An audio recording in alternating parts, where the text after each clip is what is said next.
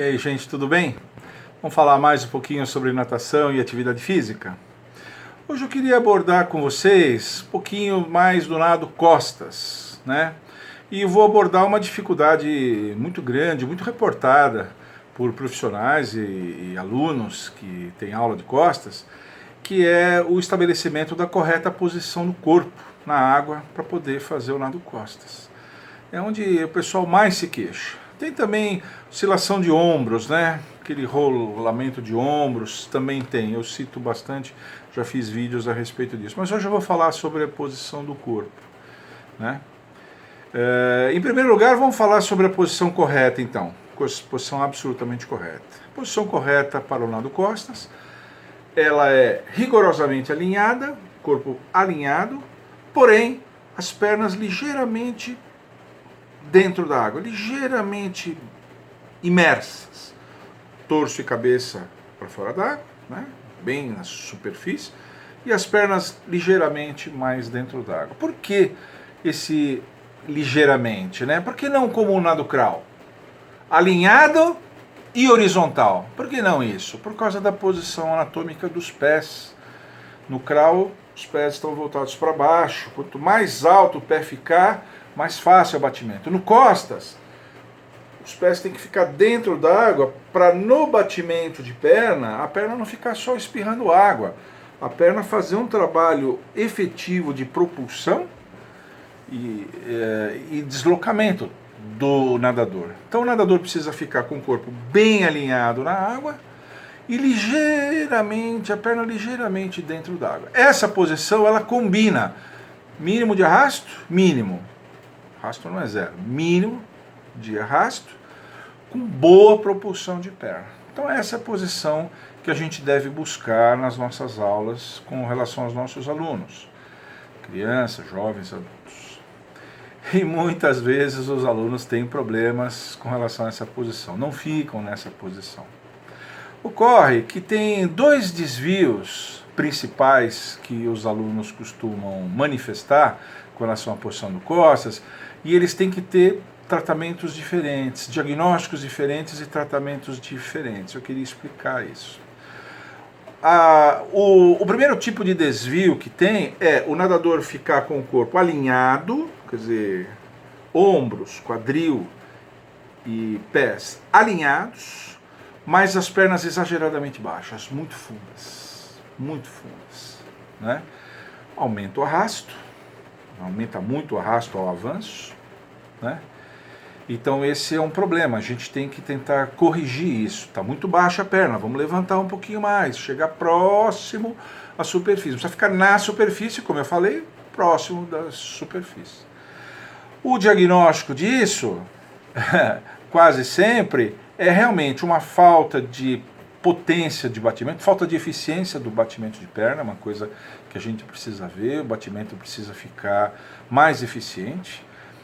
Pode ser um problema de velocidade no batimento, o nadador às vezes um batimento muito câmera lenta, às vezes amplitude, o nadador tem um batimento muito treme-treme assim, aquela pequenininha, tem que fazer um batimento um pouco mais amplo, né?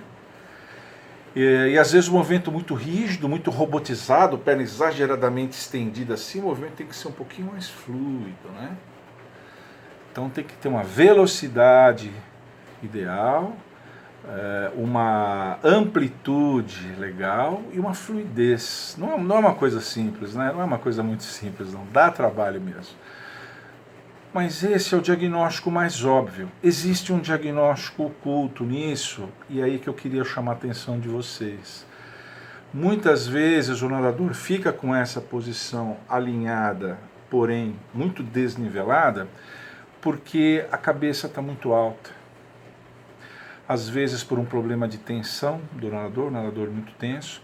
Às vezes o professor fala tanto do batimento de perna que o nadador levanta um pouquinho a cabeça para olhar o batimento de perna, para ver o que está acontecendo. Às vezes o nadador tem muita aflição de entrar água pelo nariz, levanta exageradamente a cabeça para evitar encharcamento das fossas nasais. Então pode ter essas causas, então a gente tem que olhar para a cabeça. Às vezes o problema está na perna, mas a causa está na cabeça. Esse é a causa oculta. A gente tem que ficar de olho nisso. Agora tem um outro desvio de posicionamento que o nadador de costas costuma fazer, que não é tão comum como esse, mas é também relativamente frequente, que é o seguinte: o nadador fica com os ombros e a cabeça na superfície, os pés na superfície, mas o corpo fica carpado, fica em V. O nadador fica meio sentado na água. Já aconteceu muito comigo isso, muito comigo isso. Então é diferente, o corpo não está alinhado, os pés até estão bem próximos à superfície, assim como ombros e cabeça, mas o nadador ele está meio sentado. Também é um posicionamento que de costas tem muito arrasto. O arrasto aplicado agora predominantemente nas costas, tem muito arrasto. Temos que corrigir esse tipo de coisa. E da mesma maneira como no primeiro desvio, tem um diagnóstico mais óbvio e um diagnóstico oculto, um segredinho. Qual é o diagnóstico mais óbvio? Falta de vivência e de propriocepção. O aluno não está percebendo que está sentado na água. O aluno está sentado e acha que está estendido. Né?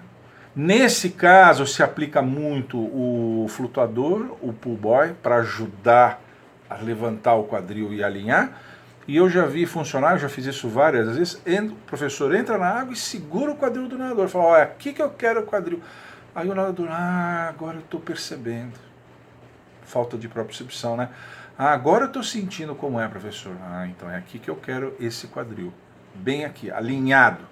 O quadril tem que estar em linha com os ombros e os pés. Uma linha só. Aqui que eu quero ele em cima.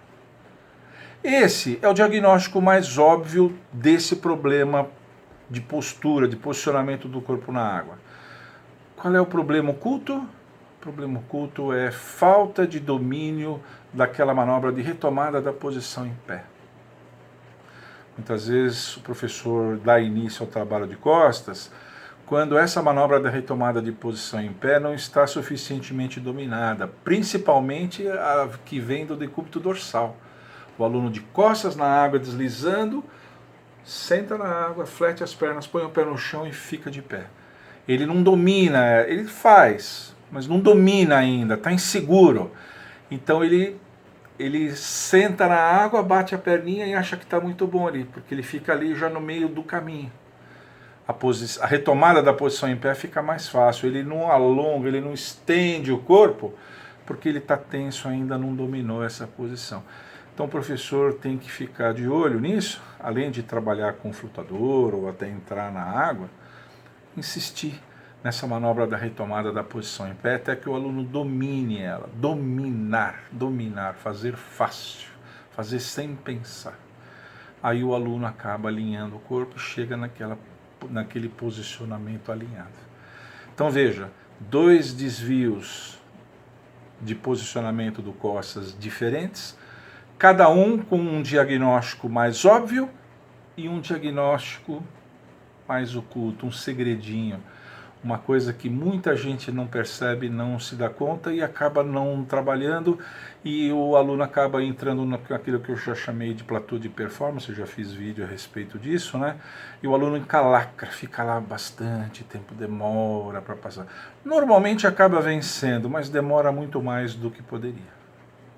Então fiquem alertas com relação a isso, tá bom? Nado Costa já é um nado que gera muita aversão dos alunos. Se o aluno começa a ter muita dificuldade, entrar em platô de performance justo no nado costas, que já é um nado que desagrada muita gente, é muito ruim isso, né? É muito ruim. Eu já vi casos de alunos até que abandonam as aulas por causa de costas.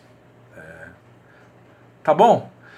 Por hoje era isso, espero que vocês tenham gostado. Se vocês gostaram, deixa um like aqui, né? Acione o sininho do canal para vocês receberem um aviso sempre que eu subir novos vídeos. Fiquem sempre com a gente e divulguem o nosso canal para os seus amigos. Tá bom? Tchau!